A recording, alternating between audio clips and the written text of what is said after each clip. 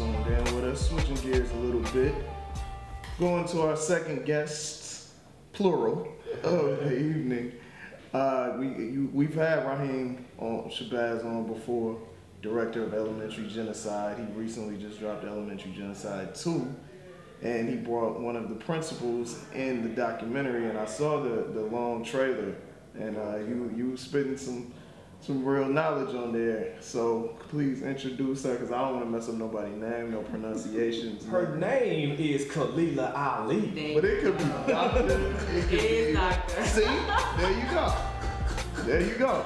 I don't want to take away nobody's accreditations and accomplishments in life. Part 2. We actually talked about Part 2 last time you were here, because you had started working on it, man. What was I guess the changes or differences now that you got your feet wet in that documentary world doing the follow-up? Well, doing the follow-up was a lot more simple because I knew the process I had to go through, and I was able to do it in a timely manner. The first one took 3 years for me to do, and as you can see, the second one probably was like 18 months. So I put just as much energy and time into it, but I was able to go a little faster with the process. And I wanted to get it out there while the subject matter was still relevant. And with the 60 minutes, it's only so much you can cover due to time constraint. So there was a lot of issues that was left off of the table, and we made sure that we was able to highlight it. So what we actually did, we went all the way back to the actual cause of it, which is Brown versus Board of Education, and we brought it all the way back up to date. Yeah, I peeped that, man. A lot of people, we all know, I think it's like a buzzword now. You have these cases that have happened over time where people, they know what it is, but they don't really know what it is. And y'all really break down the different dynamics of Brown versus Board of Education and how it kind of furthered or really created the mess that we're in now with education, with educating black and brown children all over this country. Absolutely. Yeah. So what made you go back and just kind of start at the origin? Because normally that would be what happened in Part 1, but you decided to get deep into it in Part 2. You know what? It was almost like when I was done with it, it was more I was still researching. So I was uncovering a lot of stuff, and I said, you know what, I got to take this all the way back to the foundation, and where it started from, and bring it up to date. So it all goes inside. So if you get 2 and then decide to watch 1, it won't be like it's out of sync. You can watch 1 and then you can watch 2, and you can watch 2 and then watch 1, because it's all correlated together. Like, after having Part 1 out there, was getting people involved in Part 2 a easier sell at all? Because, from looking, I can tell that you got a lot more people involved and, talking on camera. Like Part 1, it was, I'll say a select few. Yeah. You know what I'm saying? Like this one, you got a lot more people involved. Oh, absolutely. In fact, I got people that's mad at me because they didn't make the cut. And then, I got a lot of stuff saved, that I'm just going to put out on the website and just release it, because we couldn't put everything in there. Right. Now, for people that, aren't familiar, in addition to Dr. Ali, you have Dr. Boyce Watkins on there, you have Cynthia McKinney, you have Dr. Steve Perry, Umar Johnson, just to name a few. Like, you got some heavy hitters on this joint, man. Yeah, absolutely, absolutely. I'm sure these are people you probably had in mind for the first one, but I'm sure after people saw it and saw the success and you did, your screenings across the country and whatnot, people probably were knocking on your door like, hey, I need to speak on this. Nah, you know what? I reached out to mostly everybody on there. Really? Yeah, I reached out. Like maybe 1 or 2 people actually was like, you might want to consider such and such, and I'll give them a call. And once, they got familiar with the subject matter and see what I was doing, they was like, oh, let's make it happen. So, Dr. Ali, what made you want to get involved with this production? Because it's not too often that we see educators on this side of the lens. Right. A lot of times we may hear from them in lectures or through scholarly papers they may write, but being in front of the lens, like what made you want to get involved in this project? Well, exactly that. Like the average person doesn't really know the academic conversation that's going on. You might know, all right, I know what Brown is. That's maybe you heard of it in the past, but we're having these conversations in the ivory tower or whatever, and those conversations are dictating policy, dictating how schools are run, and I'm seeing this going on, and I'm also a part of the community. So what the work that Rahiem is doing is really bringing that conversation to the people that's really affected by it. So anytime I have the opportunity to connect with folks that are trying to take a message that is being hotly debated in camps of power, but not really discussed in the communities I want to be a part of. I mean, we were just talking before we got on air, Brown is a case from 1954. The legislation is actually from 1951. We still dealing with this. All this time later, we're still desegregating schools. We still dealing with white flight. We still dealing with these policies that affect the education of our children.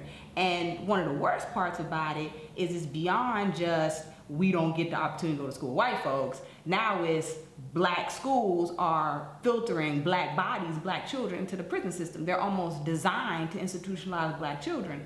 And being a teacher for 14 years and a college professor for about 4 or 5 now, I'm seeing how it's affecting who gets in the post-secondary school, who gets into college. Folks that have any kind of record, particularly drug convictions, are not allowed to get financial aid to go to college. So you totally thrown out of that opportunity. And it could have been something that happened when you were 17 and you tried as an adult. So all these things, I'm a mother, have 2 sons, I'm an MC, so I'm a part of us, I'm a part of the community. And so I'm not just a teacher, I'm a part of the community. So that was my interest. Where do you teach?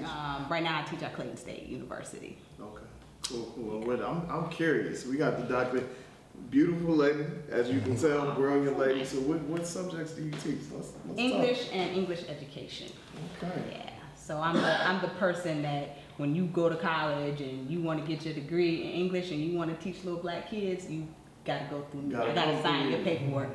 Exactly. And that's important. More of us need to be in these kind of positions. Because a lot of times the teachers that end up in our school, 80% white women, no shade on white women, but they don't necessarily have my community's interests at heart. So if you're going through our program, and hopefully I'll keep my job after saying this, but if you're going through our program, you know, one of our tenets, it has to be culturally relevant. You have to know how to deal with black folks. You gotta know how to deal with brown folks. You gotta make sure your lessons is culturally sensitive. You gotta make sure you're not part of the problem. And that's not just something that we spew, that's something that we believe, so it's in practice. So I also teach English, 2 regular English courses, but my passion is the English. It's crazy, like from hearing you say it reminded me of something I've been thinking for a while, like how scary it is, how parallel the education system is with the justice system. When you think about how, you know, you got teachers that are from outside the community teaching your children, then you got police officers who are from outside of your community policing your community. And it's scary how both those things are like damn near just parallel with each other. Afraid. White women historically, and there's a lot of folks who've written about this, are intimidated and fearful, particularly of black males. The way I might handle it would be much different than somebody else might handle it, because I don't have that fear. I don't necessarily think you're a child to me. Yeah. And I'm gonna handle you like a child who maybe hasn't learned, maybe needs a different kind of direction.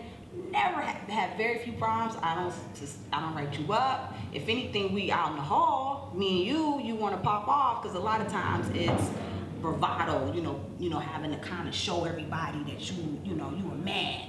And a lot of the youth looked at me like a mother figure. Yeah. So they didn't treat me like they treated Mrs. So-and-so. So they feel like nobody cares about them, nobody loves them. So it's hard to come into a situation that's already chaotic. But if you talk to them, they'll tell you they're bored. They're not interested in the subject matter, particularly social studies, very Eurocentric, English, very Eurocentric. They're not interested in it. Some of them have a lot of deficits, can't read, don't know what you're talking about anyway. So you testing me on something, I don't even know what you're talking about, or you hungry. Sometimes folks literally have not eaten, so they cannot attend. Sometimes folks have mental health issues. They have, which is beyond EBD, which is emotional behavior disorder. That's kind of the catch-all. Some have untreated ADHD, post-traumatic stress disorder, which they did a study and found out that a lot of inner city kids are suffering from that. And you come in there as a teacher and you worried about your subject, not the child. And they feel that, they know that. Black folks, we are very intuitive. 90% of that, if I can make up my false statistic, because I don't know, is they feel like you don't care, you're not invested in them, that you're gonna leave them, and if you stay, you're gonna abuse them more, because they've already been abused by this institution, and you're an extension of that institution that's abusing them. What are your views on, you know, foundations and corporations, namely, you know, things like building Melinda Gates Foundation, or even what the Koch brothers do with colleges? You know, they come into college campuses like, we're gonna buy a building, we're gonna give this money for this building, you're gonna name it after us, and then we're gonna give you the books we want y'all to use. You know, like, what are your views on like outside entities that are not educators, but they're throwing money into it and kind of coming through on the guys like, well, we have the solutions, we got the bread, we got the better materials. Like, what are your... They straight up missionaries. Yep. You know, they come in like the colonizers. And, you know, instead of having a Bible, they got the money. Benjamin Franklin talked about the reason why we started public schools in America was to have an informed and educated populace, because you don't want a bunch of ignorant people voting. And that had always been one of the reasons why we've had public schools in America. A little different regionally, different reasons regionally. So if you control the minds of the people, you control the electorate. So of course somebody like the Koch brothers wants to put books and certain kinds of teachers, denied tenure. Denied tenure is one of the biggest things that they do now. Please let people know where they can follow both of you guys on social media so they can get more knowledge, and also, most importantly, where they can buy Elementary Genocide 1 and 2. Ludalin Trio, that's me on Instagram, LUDAHLIN Trio, that's me and my son's hip hop group. You can follow me on IG, and you can get me on, what's that thing, Facebook. She said, what's that? K-Ali, K-A-Y-A-L-I. And you can reach me at Rahiem Shabazz, on Instagram, Facebook, Twitter. And if you're interested in getting the documentary, you can go to www.elementarygenocide.com. You can get part 1, you can get part 2. Yeah, most definitely, we definitely appreciate it, man. Please make sure you support this. It's extremely important. All the parents out there, all the educators out there, please listen and share this, because it's information that you most definitely need to raise these children up in America right now. You listen to Day One Radio. Pay attention to my roar, nigga. Yeah, they don't want a war, they don't want the peace. They just wanna see us on the corner with the peace. They just wanna see us getting shot by the police. I just wanna see us rise up over enemies, oh Lord.